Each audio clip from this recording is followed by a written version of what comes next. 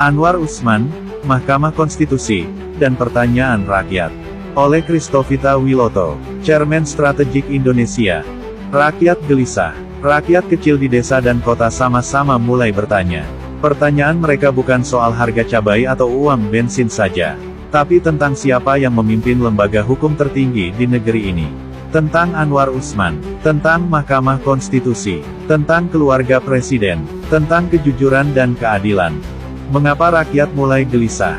Karena hukum adalah satu-satunya pelindung bagi mereka yang tidak punya uang dan kuasa. 1. Latar belakang Anwar Usman. Anwar Usman lahir pada tanggal 31 Desember tahun 1956 di Bima, Nusa Tenggara Barat. Ia dibesarkan dalam keluarga sederhana. Ayahnya dikenal sebagai guru agama yang dihormati. Ibunya adalah ibu rumah tangga. Ia menempuh pendidikan dasar di Sekolah Dasar Negeri Rasabow, lalu melanjutkan ke SMP Negeri Bima dan SMA Negeri 1 Bima. Dari kecil ia dikenal cerdas dan rajin. Ia suka menulis, membaca, dan berdiskusi soal hukum dan keadilan. Setelah lulus SMA, ia hijrah ke Jakarta untuk kuliah di Universitas Islam Jakarta, mengambil jurusan hukum. 2. Awal karir Anwar Usman. Setelah lulus kuliah, Anwar Usman sempat menjadi guru honorer. Namun hatinya terpanggil untuk menegakkan hukum. Ia masuk dunia peradilan, mulai dari posisi rendah sebagai pegawai pengadilan, kemudian naik menjadi hakim. Ia dikenal pekerja keras dan tekun.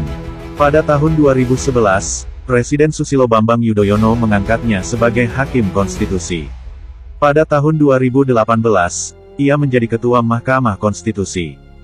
3. Kasus-kasus besar yang ditangani. Sebagai Hakim dan Ketua Mahkamah Konstitusi, Anwar Usman ikut dalam berbagai putusan penting, seperti sengketa pemilu legislatif dan presiden tahun 2014 dan 2019.